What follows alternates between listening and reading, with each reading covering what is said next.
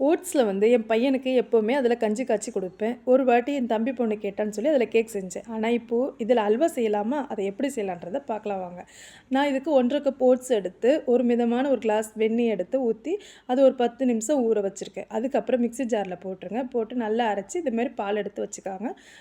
அதுக்கப்புறம் 6 வாழைப்பழம் எடுத்து இதையும் நல்லா அரைச்சு, இதையும் நல்லா கலந்துருங்க.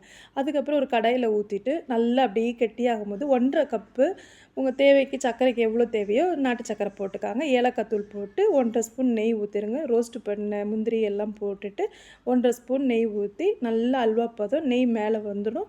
அதுக்கப்புறம் ஒரு கடாய் ஒரு பேன் மாதிரி எடுத்துகிட்டு அதில் பட்டர் ஷீட் போட்டு நல்லா ஊற்றிடுங்க. ஊற்றிட்ட பிறகு அது அப்படியே ரெஸ்ட் இருக்கட்டும் ஒரு 3 மணி நேரம்.